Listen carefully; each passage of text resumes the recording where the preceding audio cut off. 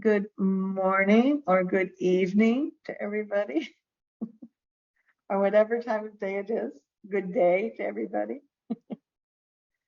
Swami Sita again asked me to do the satsang, the international satsang. This week I'm in the yoga branch, the ashram in New York, and I'm in the beautiful Krishna temple with a very beautiful Krishna here. And I'm going to talk a little bit about the difference between exercising using asanas and the type of exercise you might do at the gym, or aerobic exercises, other types of what we call physical culture. And I teach this to the teachers, people training to be teachers, so they can understand the difference. It's also useful for if somebody's wondering, I do physical exercise. I play tennis 3 times a week, or I go to the gym every other day, or something like that. Why would they need to practice yoga asanas, the yoga postures and yoga exercises? And also that sometimes people are confused when they're doing the yoga asanas.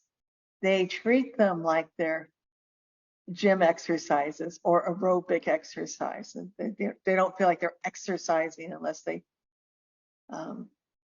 heart rate's going up and they're breaking out in a sweat. Right? I think that's what exercise means. And so it's important for everybody, students, teachers, and everybody, to understand what the difference is. It's a difference in the philosophy, and it's also a little difference in the approach, okay, and what we expect from them. Now, before I start, I want to say that there is nothing wrong with aerobic exercise. Swami Sivananda recommended you do aerobic exercise every day. He didn't call it aerobic exercise, but he says it's important to do something like take a good walk, or ride a bike, play tennis. Those were his 3 favorites, I think. He was a very good tennis player, I hear. But to also do our yoga asanas every day, and not to confuse the two. Okay, not to confuse the two. There's very specific benefits to each of them. The other thing I want to say is that when I'm talking, of course, I'm a yoga teacher. I'm going to start talking about how wonderful yoga is, and maybe how bad physical culture is, like the other types of exercises. And I don't really mean to say that they're bad. They're just different, and they don't help us towards the goals that we have in practicing yoga. And over the decades, over the years, many of the positive benefits and positive practices that we have in yoga have gone into the physical culture. It's now very common. In fact, almost everybody that jogs, runs, or does physical exercise will do a little bit of warming up and stretching, all right, before, and a little stretching afterwards, to keep their muscles from becoming stiff. In Olympic competitions, very high level competitors and athletes, they will practice mindfulness, they will practice concentration, they will practice visualization, bringing their mind and the strength of their mind into their practices to improve their performance.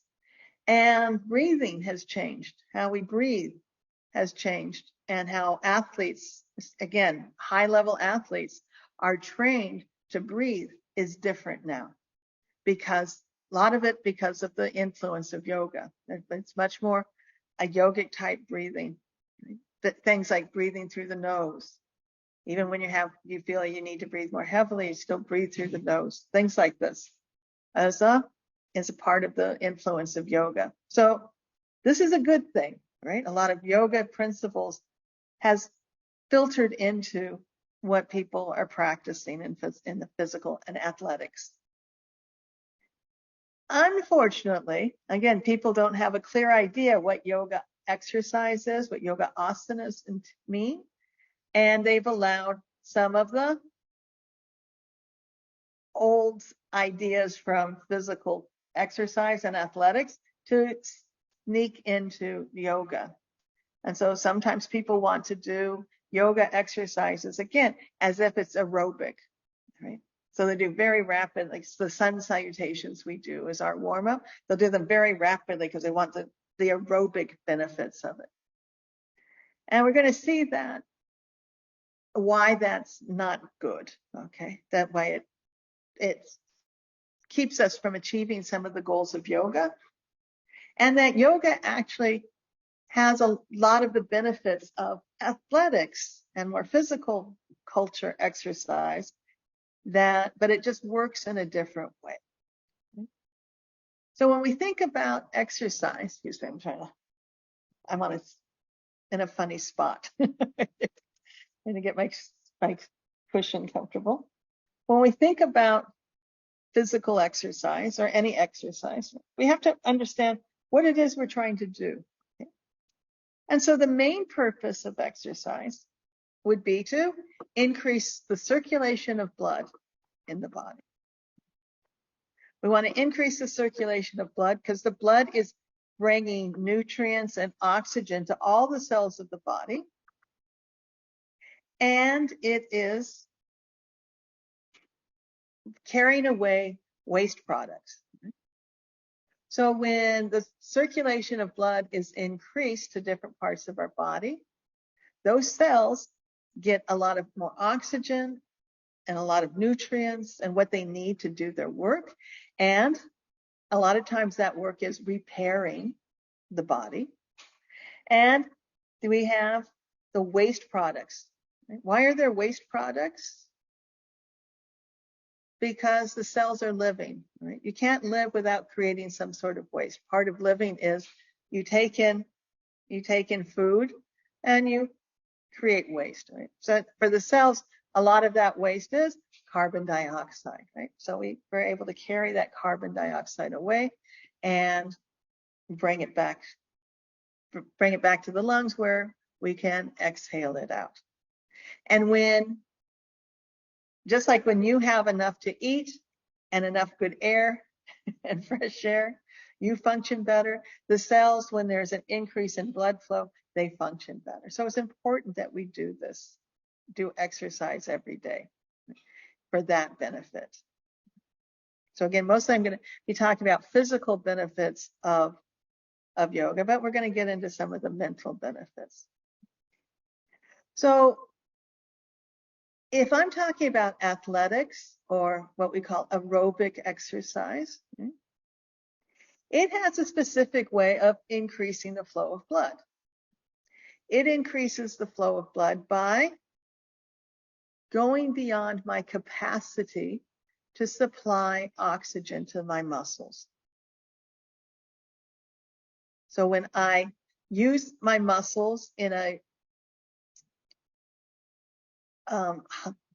use them in a hard way, okay? Some of the muscle cells are not going to get enough oxygen. And because of that, they start to create energy. They need the oxygen to create the energy to do the work that I'm asking them to do. But when they don't get enough oxygen, they can still create energy, but they do it in a less efficient way. And this is when my muscles get sore and when my muscles start to become fatigued. I feel weaker and I'm not as strong as I was when I started. So if you've ever done aerobic exercise, what happens, right? So let's say you're jogging, you're running, right? And you may run and you try to get to the point where your heart rate increases, right? The heart is beating faster. And it's doing that because I'm telling my body is saying, I don't have enough oxygen. The muscles can't get enough oxygen. Please try to provide more. So my breathing changes. and my heart beats faster. And so that's the way I increase circulation and I bring more oxygen into the body. But when I finish, what happens? Let's say I'm running and then I stop running, and does my breathing go back to normal? Does my heart rate immediately go back to normal? No, it stays beating a little faster. My breathing is a little deeper because the muscles that have been providing energy without enough oxygen, they want to be paid back. They said, I provided all this energy for you without getting the oxygen. Now you owe me that oxygen.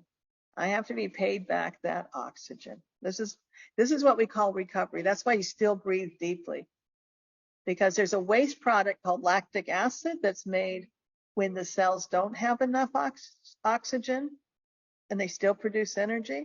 And then I'm going to use, when I'm recovering after the exercise, I am using oxygen to break down that lactic acid. But that's why, especially if you're not trained, your muscles will be a little sore, and you may feel a little fatigued, right? You feel tired afterwards. So that's what we call the aerobic way of increasing circulation. This is what we do with, again, with sports and athletics. This is how we increase circulation. Yoga has a different approach. We don't put ourselves into that type of stress. It's a type of stress called aerobic stress. We don't go into aerobic stress, but we can still increase circulation. How do we increase circulation? Well, we have to understand what's happening with the heart when I do yoga exercises. When I do a lot of different postures, right? For example, when I go into the headstand or the shoulder stand, or actually even just bring my feet up on the wall, if I'm not in the shoulder stand yet, right? And I just put my feet on the wall and walk up a little bit.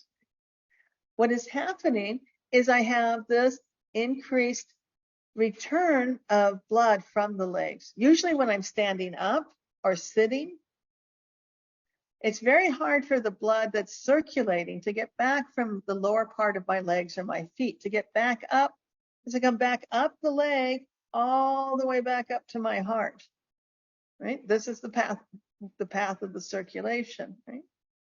So remember, the heart's beating, it's sending blood down to my feet, up to the top of my head, the tips of my fingers, right? It's going all throughout the body. But the blood is sent, it delivers its oxygen, picks up its carbon dioxide, but it has to come all the way back to the heart. Now, if I'm standing up, it's easy from the head, right? Not so hard for my arms. But from my legs, it's a long way to go, and the pressure is low from that side. That's why if you've ever been standing for a long period of time or sitting even for a long period of time, you may find that your feet get swollen or your legs feel heavy. That's because we have more blood collecting in the legs and the feet because it's hard to get back up. So one of the things what we do in yoga is we do the inverted postures. And in the inverted postures, the heart is actually strong enough to send blood up to your toes, even when you're in the headstand, right? The blood can make it all the way up to your toes. And it's very easy for it to come back to the heart because gravity just naturally pulls it down. So I have more blood coming back to the heart, back through the veins, back to the heart when I just put my legs up. Now, there's a particular rule in physiology that when I increase the amount of blood coming back to the heart, and the heart is like a big bag of muscle. It's a muscle bag. And when I have more blood coming back to the heart, it's filling up more. And when it fills up more, because it's muscle, that muscle gets stretched. And one of the things we know about muscle is that when muscle fibers, the muscle cells are stretched a little bit, they're much stronger when they contract, more forceful contraction. So remember, this heart is pumping the blood. It's relaxing and filling, then contracting and pushing the blood. And when I have more blood coming back and it's filling more, that's increasing the circulation. The heart can pump harder without increasing the rate of contraction. It increases the force and increases the circulation. So without the aerobics, without going into that oxygen debt, without stressing the cells, without stressing the body, I can increase circulation. It also happens when I stretch muscle and relax. Because when I stretch muscle, remember there's veins running all through the muscles, right? When I stretch muscle, it puts pressure on the veins, right? And when I release, all of that is pushing blood through the veins. When I do movements, it's the same thing. When I contract muscles, it's pushing more blood through the veins. Those veins bringing blood back to the heart. And if I keep my breath steady and rhythmic using my diaphragm to breathe, this is what we call that abdominal breathing we do. When I breathe like that, the same way it's bringing air into my lungs and pushing air out, when I contract the diaphragm, when I pull the diaphragm down, air comes, the pressure is lower in the chest. That's what brings air into the lungs. But the same way, it makes it easier. It kind of like draws and pulls blood up from the lower part of the body up to the heart. And so that diaphragm going up and down acts as another pump. It's not just driving the air in and out of the lungs. It is pumping, pulling blood back up from the lower part of my body, back up to the heart. So again, more blood coming back to the heart. The heart muscles is stretched a little bit.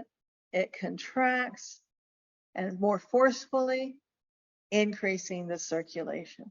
So we're able to get that increase of circulation without the stress of making the heart go faster. Okay. Now, this is why it works in a different way. The mechanism of increasing circulation is different.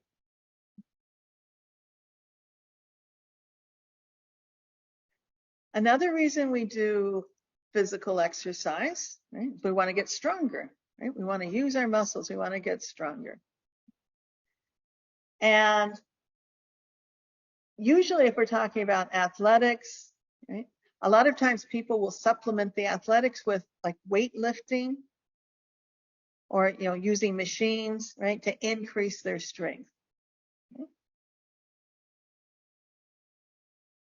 When we do that, in athletics and physical culture, what we're doing is we're usually trying to get more muscle mass, right? We're trying to get the muscles to be bigger. So muscles are made up of bundles of muscle cells. The muscle cells look like little long fibers, right? That have the ability to contract. When they contract, they make force, they make power, and they can move my arm, right? And my arm moves because this muscle here, this bundle of fibers, all running in the same direction, that's connected here and connected here. I stimulate that muscle, it gets shorter. That's contraction. That's what muscle fibers do. They contract when they're stimulated. My nervous system stimulates them. They get shorter. And in this case, this particular muscle, when it gets shorter, it does what? It pulls this arm up this way, okay? Because it's attached here, it gets shorter, this thing moves, right? So it bends my elbow. Now, one way I can make this muscle stronger, hey, I'm going to get some heavy weights. I'm going to get some 10-kilogram weights, and I'm going to make that muscle work, right? It's going to work, it's going to contract and try to lift that weight, right? And if it's difficult, what's going to happen? I do this repetitive movement. That repetitive movement with resistance to the muscle contracting will stimulate the formation of more muscle cells, right? More of those muscle fibers. And what happens then? The muscle gets bigger, okay? So when you see people that do bodybuilding, right? Or do a lot of weight training, right? Some people try very hard to get this very stylish body, right? They want like big muscles, right? Big arm muscles very defined on their back. Get the six-pack in their abdomen. In the United States, we call it a six-pack, where you see like these 6 little separate muscles on the abdomen, right? So they're increasing their strength by putting stress on the muscles, okay? Putting stress on the muscles and stimulating the buildup, building more muscle mass, okay? More muscle fibers in there, okay? Yoga increases strength in a different way, a couple of different ways.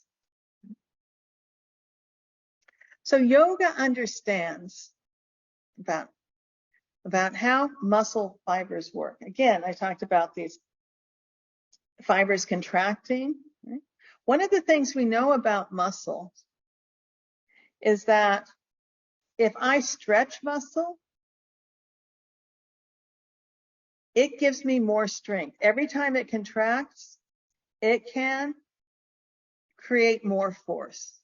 Right? If I don't stretch muscle, let's say I use muscle, and we see this a lot when people do bodybuilding, right? It's becoming different now. Now people are stretching more, but in the old days, people didn't stretch, right? They would use those weight machines for all the different muscles, but they wouldn't practice stretching. And so they'd build up muscle mass, but the muscle would actually start to become shorter. Okay? And so instead of stretching the muscle out, they keep contracting the muscle, and it doesn't go back to its original length. And as the muscles start to shorten, then every time it contracts, it creates less force, right? So if you picture my 2 thumbs here, right? A contraction I see by how much my thumbs move closer together.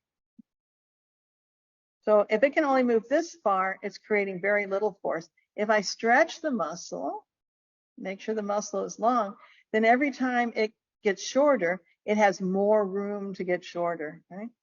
It will contract, and it goes from here to here. That's creating more force, more tension to pull against the weight, pull against the resistance. So by stretching the muscle, I know that I can increase the strength of the muscle without increasing the number of muscle fibers there are. So I'm stronger just by stretching the muscles up. Now, if somebody starts yoga and they don't have a lot of muscle strength, let's say they've been unable to use their muscles, or they just haven't used their muscles. But sometimes it's because people are sick, they're in bed, right? Or they have some injury, or maybe they just sit at their desk a lot and they don't get to use their muscles except for these or their thumbs, right? So when they start yoga, they may be very weak. Okay? And yes, some of the exercise will be resistance training, right? Just moving their legs, right? Will start to develop more muscle. Right? But yoga, the goal isn't to have that body that looks stylish. And so at some point, again, with the stretching, they get a little bit more muscle mass, but the stretching will start to increase the strength as well. Okay. So rather than relying on building up muscle, we are working with stretching and lengthening the muscle and using the muscles more efficiently. So we're stretching the muscle. We are warming up before we use them. We are doing movements in a very slow to moderate speed. Okay. We don't do very rapid movements. Yoga isn't about rapid movements. It's about slow to moderate speed of movement. I should use a hand you can see in the thing, right? Very slow. Why? Because number one, it's more efficient for the muscles. It's safer for the muscles. And it's more calming to the muscles. It keeps me out of fatigue. When I'm doing asanas, my muscles are not getting tired. When I do athletics, almost part of the purpose of athletics is to get your muscles tired. Right? Again, I want to get in that aerobic state. That implies fatigue. Right? But people that do athletics or do work on weight machines, they almost feel better when their muscles are a little bit tired. We don't want to get there. We want to finish our asanas and our exercise feeling we have more energy. Specifically, we have more prana than when we started. Okay? And the other thing that we do in our yoga practice and classical yoga is that between asanas, we take a moment to rest. And it doesn't have to be a long time, especially if you've been practicing asanas for a long time. If you're more intermediate or advanced in your asana practice, you don't have to rest for a long time between asanas. But for example, we'll do a shoulder stand. We come out, we relax on the back for a moment. And we do the fish. And we come out, and we relax on our back for a moment. And we do a forward bend. We come out, and we relax for a moment. Why do we do these relaxations? There's actually a couple of reasons. One is to allow ourselves to recover. If there has been any fatigue, if the muscle cells are feeling they're not getting enough oxygen for the amount of work they're doing, we have a moment to recover from that. So we never get into a fatigue state. We just do our gentle breathing. We bring the oxygen back to the muscles. Right? The muscles can stop working. They can relax. But there's another reason why we do that. Because in yoga, it's very important that we stay relaxed. And when we're doing the postures, when we're doing the exercises, the body should always be relaxed. The muscles should be relaxed. They're going to be contracting as we need to use them, but we don't want to have extra tension in the body. Why? Because it blocks the flow of blood. When I'm tensing my muscles, right, that's blocking things. It blocks the flow of blood. It also blocks the flow of prana. Prana, that life force. And yoga is all about building up life force. Okay. This is the major way. There's a couple of major ways it differs from exercise. As I said, the goal is different. Okay? We want the same goals we get from physical exercise. I want to improve the strength of my muscles. And I want to improve the circulation. Okay? And we've seen how yoga does that. But yoga is about more than that. Okay? So where the dangers of athletics and being too caught up in athletics, okay, is that we forget the mind. We forget what health is. So Swami Sivananda defines health as a state where all the organs of the body work together under the intelligent control of the mind. If my mind isn't intelligent, controlling intelligence, right? If I'm too obsessed or too worried about like what my muscles look like, what my body looks like. I think that, the more muscles I have, the stronger I am, but my mind isn't in the right place. What happens? Do we see what happens? We see people taking drugs to increase their muscle mass, right? Taking steroids, which ends up damaging their body. Right? We see people not accepting their body and getting plastic surgery and doing all sorts of things because they're thinking that they have to look a certain way. So again, athletics can be healthy, but it can be unhealthy if people are doing it and not balancing it with the idea of what health really means, what happiness really means, what beauty really means.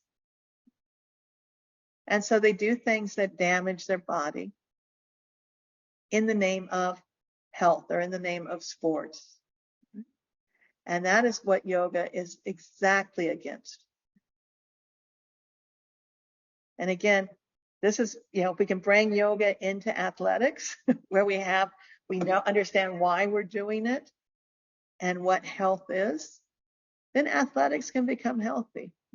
But again, the term we use in yoga is rajasic. When the mind is rajasic, it's too attached to the physical, to looks.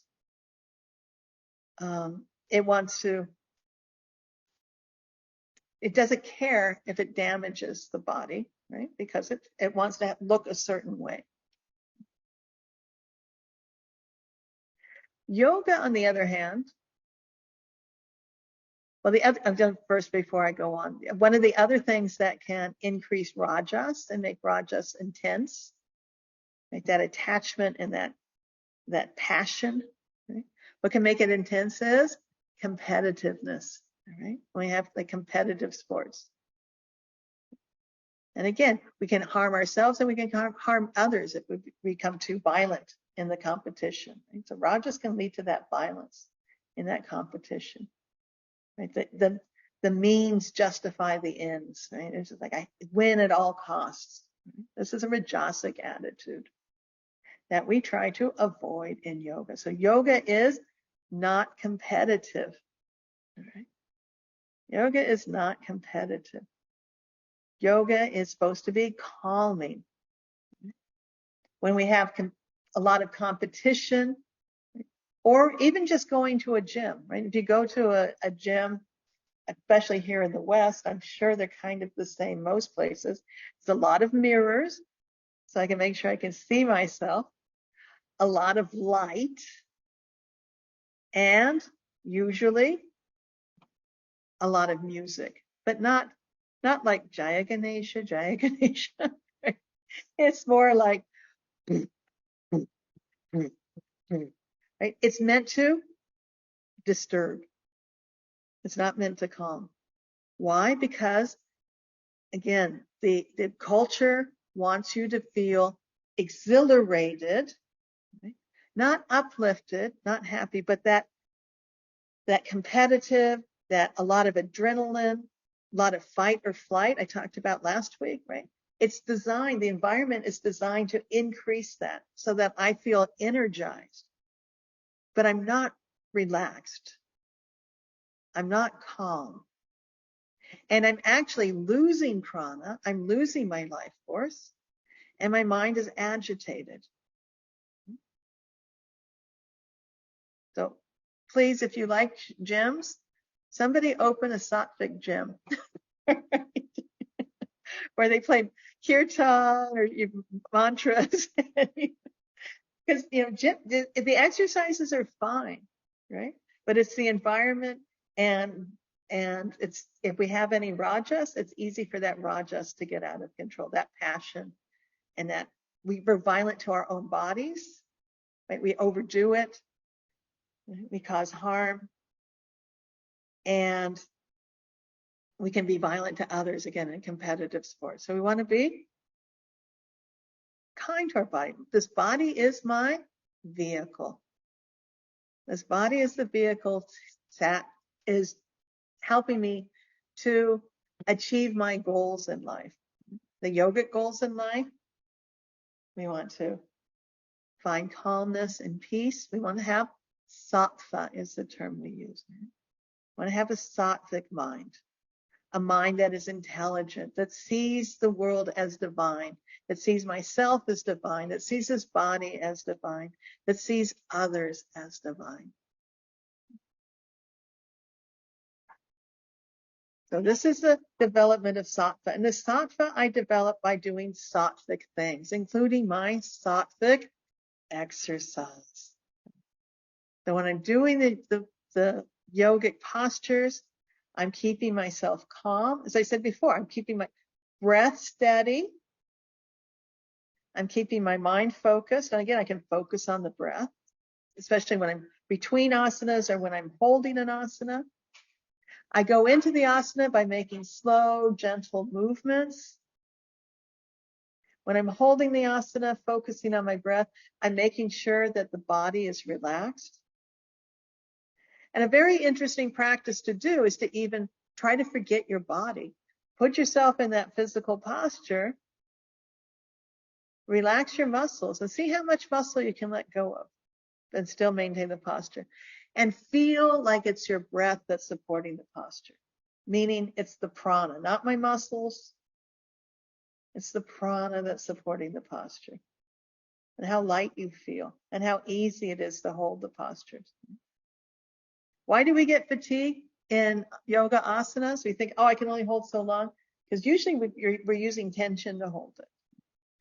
But again, if we've been practicing, and this is the goal you work up to, right?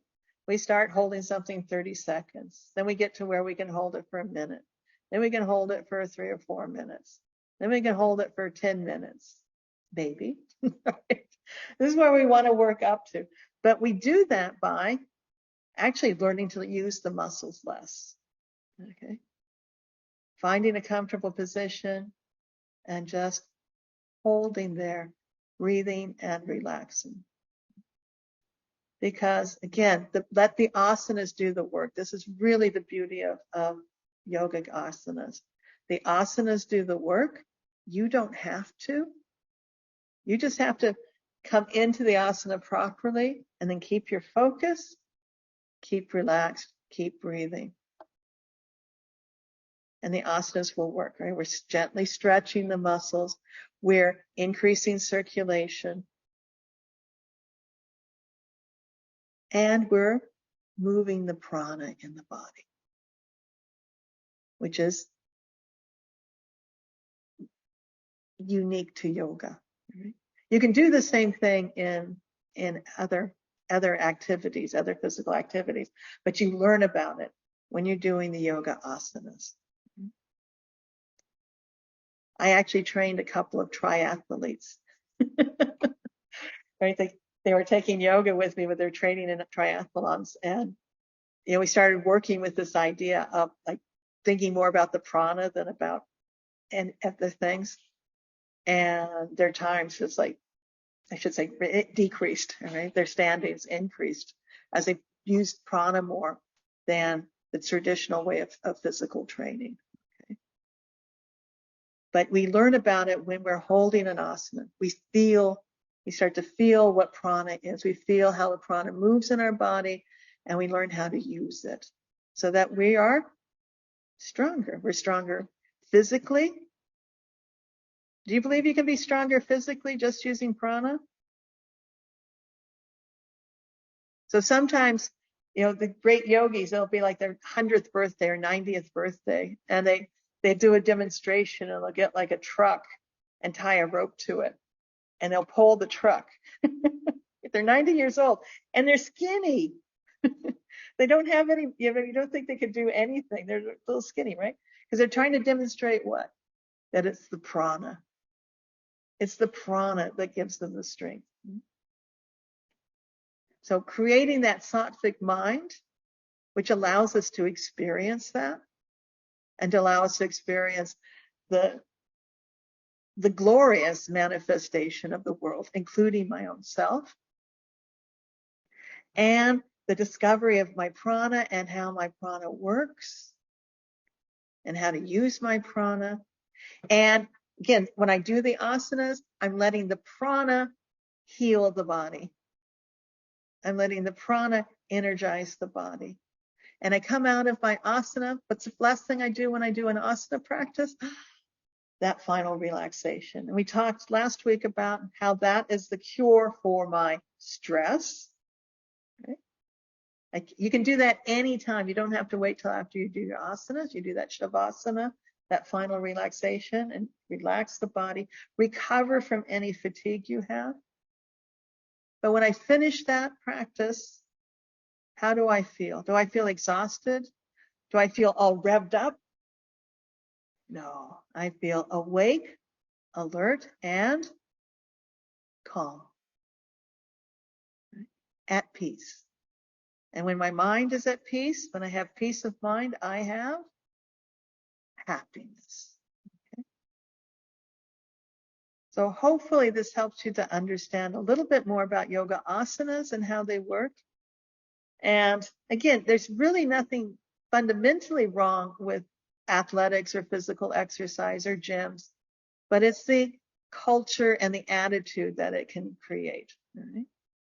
If we can bring our yogic ideals into other athletics, I believe you can be better. Your athletics are better without the competition, without the adrenaline, without the harm to the body.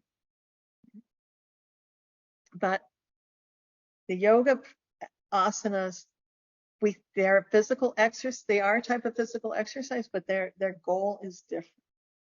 Right? And the effects are different. It has, again, repeating, it has many of the same effects and benefits of this other physical exercise without the stress, without the danger and damage to the body, without the fatigue. But it also goes beyond that. It goes beyond that, elevating our sattva, increasing our sattva, and allowing us to learn how to use that prana and use that prana effectively. Okay. So are there any questions I can answer? Oops, there's something in the chat here.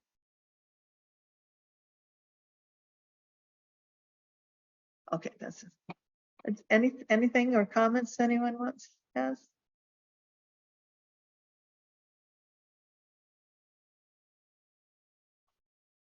Okay, well, thank you very much. And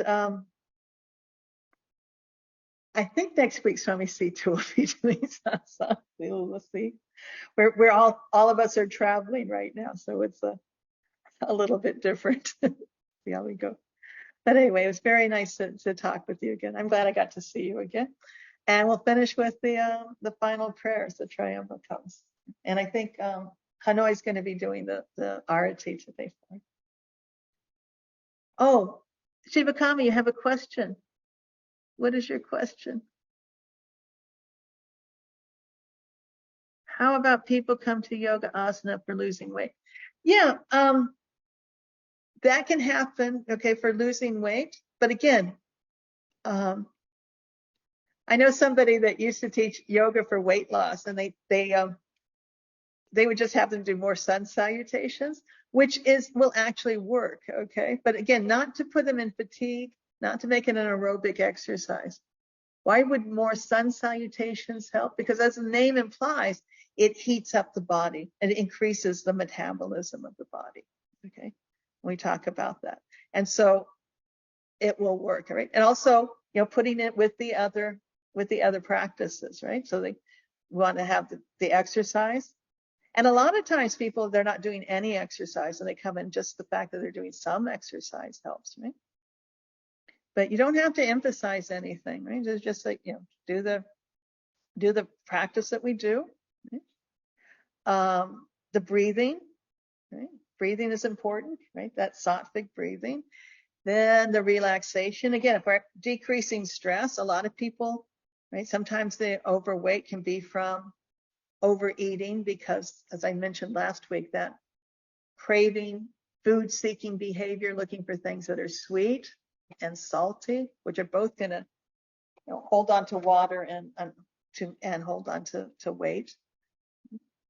And then proper diet. So a lot of times changing their diet, just becoming more aware and eating, a plant-based diet and becoming more aware of how food affects your body and how you feel when you eat. And the mind, right? The positive thinking and meditation. A lot of times just that, having a regulated schedule, which is part of yoga as well, that discipline and regulation of schedule. Right? A lot of times that will transform people. Okay. Okay. But again, you can always recommend they take a nice walk every day too. Right? That will help as well. But again, Swami Sivananda was always, include both. How to distinguish between normal stretching and muscle tear. When we talk about tearing muscles, we're not really talking about like a big rip in the muscle. That would be, traumatic. Okay. But we can do little micro tears. Okay. Because we have these filaments that are sliding back and forth, and we stretch, we're actually stretching that out. But if we stretch too much, it can cause damage. And that's actually what bodybuilders do. They actually try to do that because that will stimulate more muscle mass. Right? So they do these very violent movements. So that's why we do very slow and gentle movements. And so it's always about coming into the posture. Right? If I'm doing forward bend, I'm going to lengthen the spine with my breath. I'm going to come forward, gentle stretching, grasp, hold, and relax. Right? If I try to pull, one of the things that happens if I try to pull or tug or fight with my body, I see this a lot when people do the single leg lifts and they grasp onto their leg and they do what? They pull on it. That's how you damage yourself. That's how you injure something. And there's a reflex in the body that when you pull like that, when you stretch a muscle suddenly, the muscle wants to contract. That's the reflex. And so you're actually not helping. You're actually telling the muscle to keep contracting, get shorter, get shorter, get shorter, the more you pull on it. So what do?